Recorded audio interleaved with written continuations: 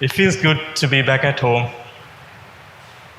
And you have no idea how much this place means to me. We are in 2019 now. So tomorrow it's going to be a new decade. And when I see you with your confused faces, stressed out, I see myself in you. But don't worry, guys. I have something interesting to say. But before I start this talk, because I know we went through a lot of ups and downs this year, and there are some people who would not have made it possible. I hope you don't mind. Can we just stand for a few moments just to keep these people in our prayers? Just for a few moments. I hope you don't mind.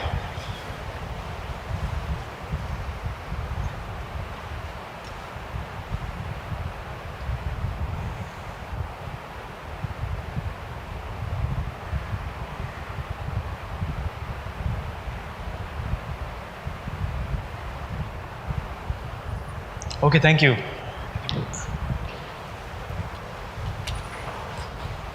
This it's something I take personally because I've always been someone who had dreams, and it was my dream someday to see this little country of ours would one day rise into prosperity. Maybe I get it from my mother or father because they would have always told me stories about, Sri Lanka, we are still not developed, we have a long way to go. So I always took it upon myself, okay, we will one day do this right. So this incident sort of broke my heart when it happened. Thank you for your time though. So a little bit about myself. I won't take too much. So I'm happily married. I have an amazing wife and partner. She's also doing a PhD in cancer biology, and this is my son. He was born on the 29th of June. His name is Ryan. I'm studying biophysics and bioimaging at IUPUI in Indiana. It's in the United States. That is my mother. She came for a visit in front of our library. My area focuses on a lot of lasers and microscopes, stuff like that. I hope one day I can become a nice scientist and see if I can contribute back to this place. Also in the meantime, I maintain a YouTube channel. It is part of my hobbies. I like making videos. I like teaching math to school students, and I also want to give advice to undergrads when it comes to doing research or applying for higher studies. So my topic was thoughts in writing, right? So when did I start writing? I was actually a scout. And if you have heard of scouting, scouts tend to maintain a logbook. We write down stuff whenever we went on a camp. We would, take down things. But even before that, my father sort of encouraged me to write stuff down. We had an old typewriter at our home in Kandy. And you can see this is like my experience of going to the Dalada Maligawa. As you can see, a typewriter, you can't backspace, you can't align things, so I have like crossed them with X's and stuff like that. But I think this was the beginning of me trying to write things down. So when you talk about thoughts, we have different types of thoughts. Sometimes we feel sad, sometimes we are angry, sometimes we are really happy, thankful for things. Different types of thoughts come to our mind. It's natural. Don't get me wrong. It's all right to have thoughts. Sometimes you like someone, that kind of stuff happens. But beyond this point, I want to give you a disclaimer. I am going to show you stuff written in my journal, and it can be very personal. So there will be a lot of grammar mistakes and spelling mistakes. I apologize for that. I use a lot of swear words. I have censored them, but you will be able to figure out which word I am using because I left the first letter out. And my mind can be a very annoying place. So please bear with me throughout the rest of this talk.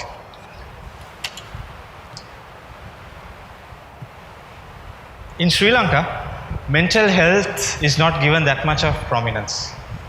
We need to change that.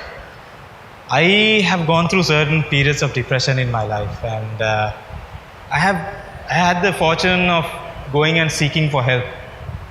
But before that, before I knew of counseling, I used to put my thoughts down. And the first day was when, like a week before the Gavel conference, after 7 months of planning and everything was ready, I get a call from Rangan at YMB University saying the Vice Chancellor said we can't have the conference there. Now we have sold over 200 tickets. We have got sponsors down and people were ready to come. I was terrible. For me, that moment, I was like, oh my God. Because you literally feel like killing yourself just to save the shame. It was sad. So I cried and I just wrote everything down. And because I know my mind is hurt. Like when we are sick, it is our brain or mind that tells us that we are sick, right? But what happens there if that thing is sick? How will you know? We don't know, right? And especially guys, boys, we don't we sort of bottle things up, right? We put our feelings in one bottle because all the time we are told to be a man. Like having feelings or becoming sad was like girlish. So we need to change that. And when I went for counseling, what my psychologist told me was that you need to maintain a catharsis. A catharsis is something where you sort of purge out your thoughts into one place. It can be art, you can draw something, you can sing music. For me, it was writing. So I would put down my thoughts whenever I got sad. And the other one was when the Easter attacks came. I know all of us went through that, right? It was a terrible time. All of a sudden, after 10 years of perfect, happiness and everything, it just came crashing down. And when I was far away from home, I couldn't do anything about it. I was sad. But it was hard to work even. I couldn't even do anything. And the fact that I was going to become a father made me even more sad because what type of future am I leaving for my son? But I wrote stuff down because it was hard. I'm sorry guys. So there are some moments in my life where we should, I always be thankful. In my religion, since I'm Muslim, I always say, everything is a blessing in disguise. I always thank God for the good thing that has happened to me. So, every time I look at my son, I'm thankful that I get to see his cute, chubby face. I want to freeze time and save that moment because I know he's going to grow up one day and become boring like us, right? And then when I was organizing events, Gavel conference things, I would always be thankful for my team because you think of me as some big guy, but for me all of these events became successful is because I had amazing people to support me. If not for them, none of this would have happened. And I would always like to remind myself, I have good people in my life and I should always be thankful for that.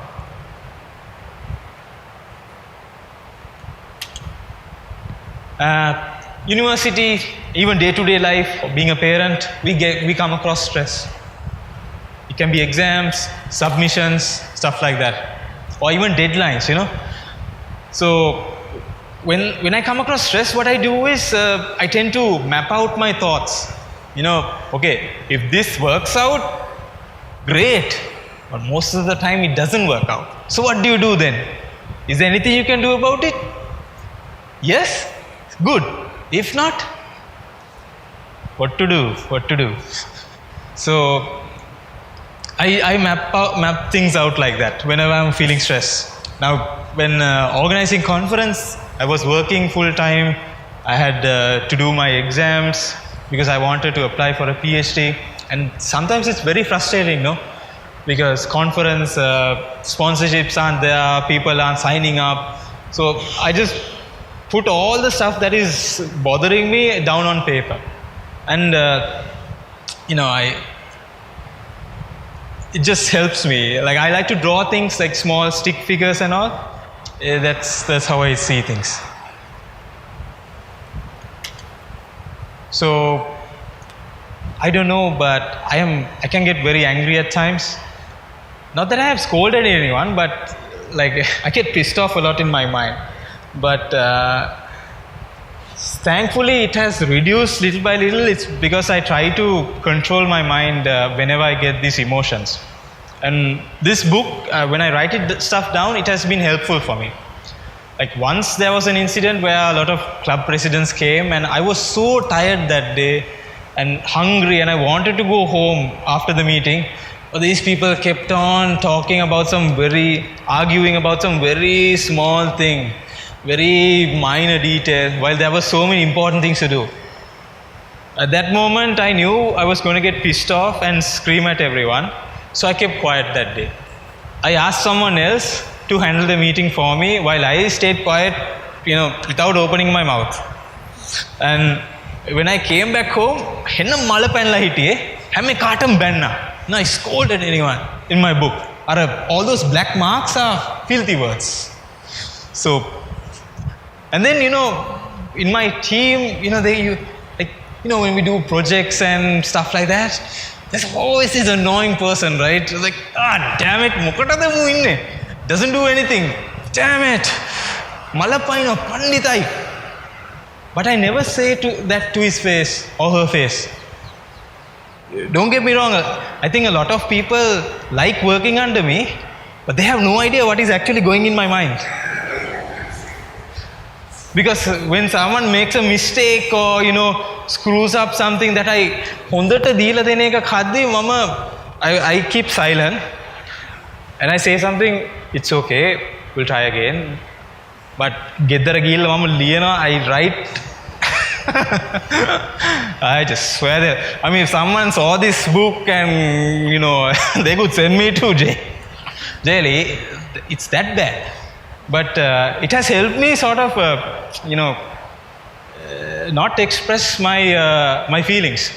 Because if I yelled at that person, I would hurt that person's feelings. And I have no idea what that person's life is like, That person might be having a sick parent, someone to look after, financial issues, have to travel far. I don't know. So I always try to understand that person. I mean, don't get me wrong, I do criticize people, but that is after many days of, calming myself down. Now don't get me wrong, like, don't be afraid of me. I mean, I'm a nice person, but when the situation is very tough, I put my thoughts down on paper, and it has helped me well, because these people, somehow at the end of it, they actually help out in some way that I never expected. So I'm really glad that I didn't hurt their feelings. I guess now you know what my mind is like. And then, there are moments when I'm happy. Like, there are, sometimes when there are sad days, I would always go and read back some of the good things that have happened in my life. Like I worked at the Royal College primary office for a year, and the people liked me a lot, and they wrote on my book, you were a good person, this and that. And whenever I give a Gavel speech or anything, I would always keep those chits on my book, because this is a place where people actually say a lot of nice things. And I really value that. It has helped me immensely. I mean, you have no idea what a positive word can do to a person. Because in our country, we are filled with so much of negativity, right? When someone comes up with an idea, Machang, I want to do this, the first thing we say, Aapoka hariyanne. It won't work. But of course, I don't want to be at the losing end. So even if someone comes and tells me he has an idea, he or she has an idea, wants to try it out, I was like, try Colombo. We'll do it. I may not like that idea, but I don't want to be at the losing end. Get what I'm saying? In case, if that idea works out, I'm the loser there. So I will support that person, and if it succeeds, okay. If not, I think of it as a valuable lesson learned. So whenever you have a bad day, I would always go to that happy place in my book and remind myself, okay, there have been good days in this life. Now, decisions, creative ideas, it's good to put it down on paper, because some days, you might forget it, an amazing idea. Now, the cycling tour, we had in mind, okay, api mehema karala balamu, we'll try it that way. Oration, I used an entire CR book for that, because whatever ideas that came, I put it there. Any people that I had to thank, I wrote it there. So all of that was there. And in the first one, I just draw a physical a box which says, put all your problems there, lock it up, and then focus on these exams. Oh, this is a story, the first one. Like, I had a crush on this girl. My wife went, no, okay. Long time back before I went to campus. So, now when you look at it, you're like, thank God it didn't happen. But when you get this fuzzy feeling and guys, it's always the duty of the guy to ask out a girl, no? You have to go and ask out a girl, and it's a very embarrassing thing. We go and pour our heart out to the person. And when that person says no, we're like,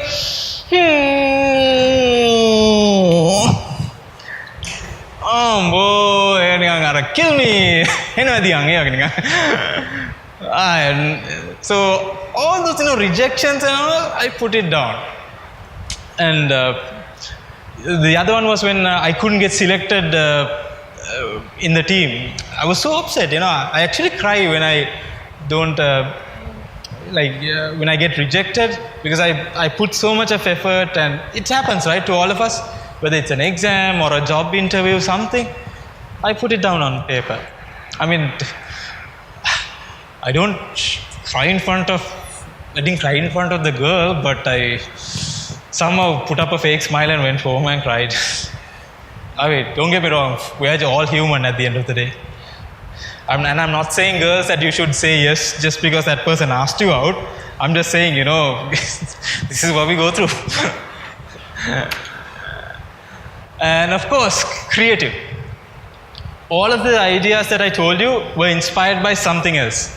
Oration was an idea I saw because I saw other Gavel clubs doing their speech competitions. So I thought, wow.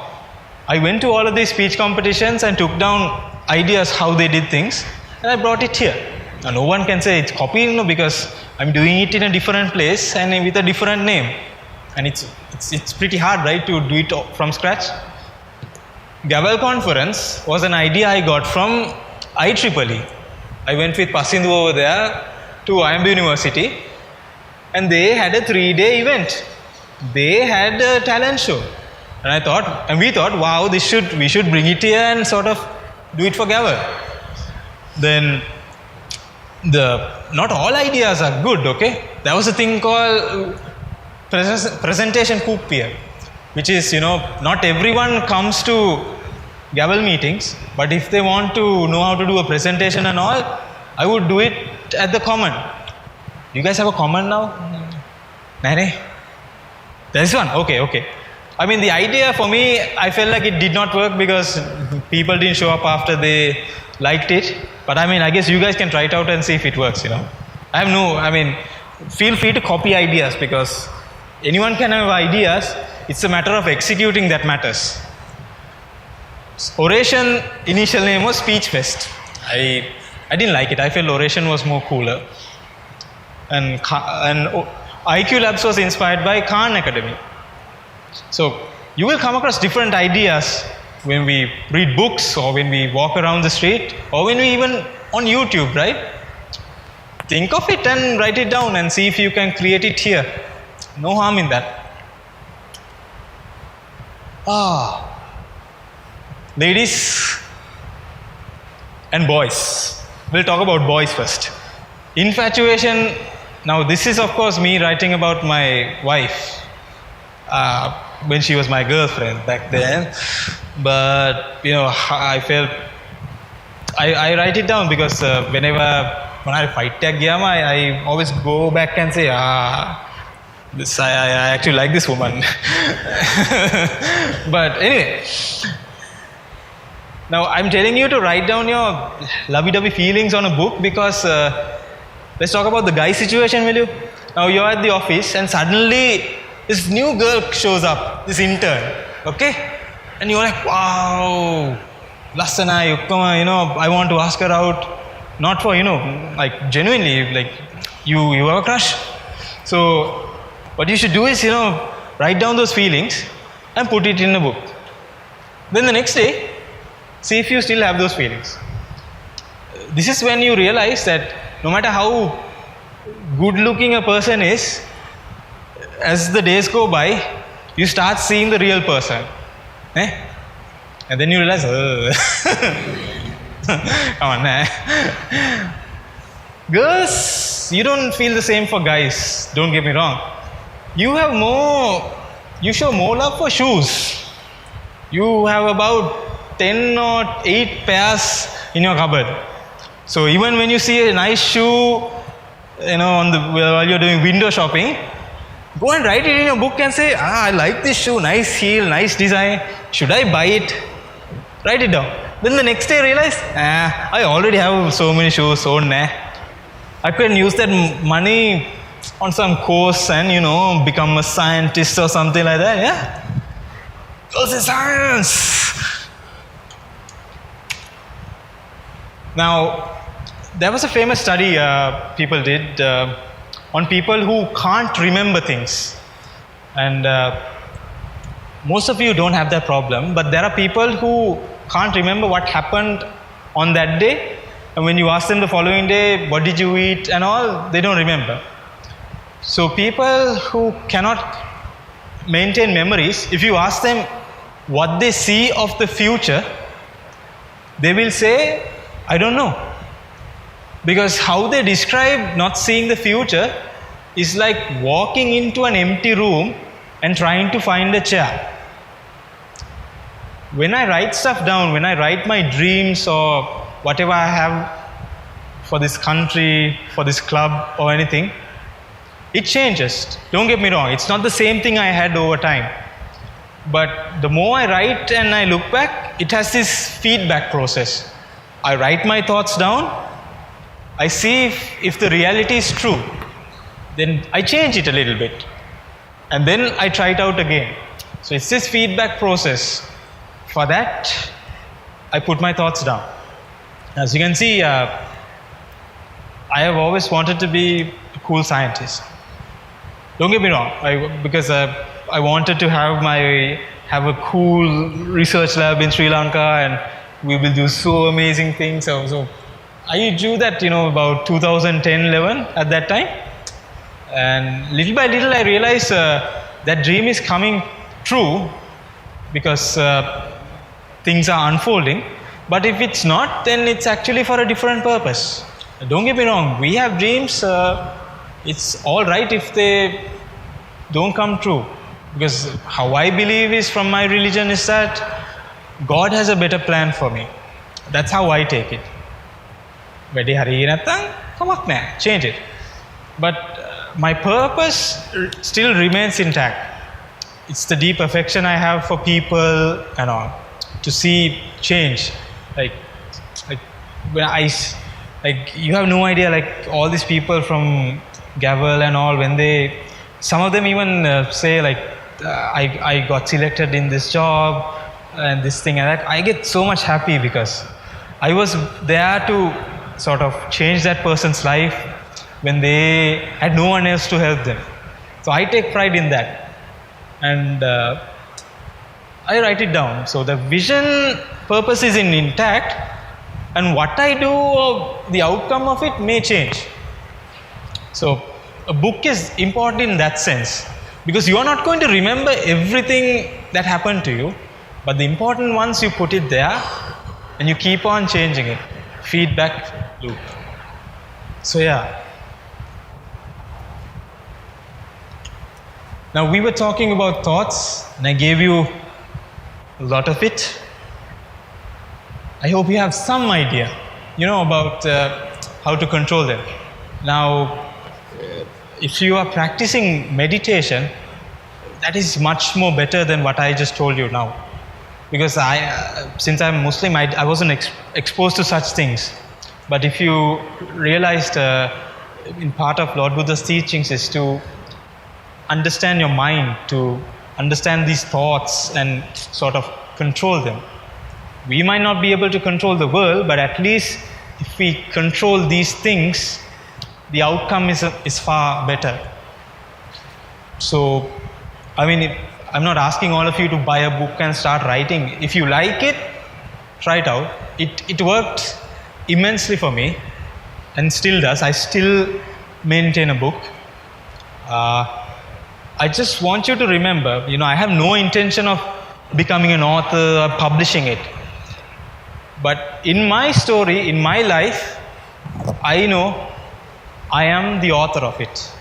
I get to decide what happens in my life.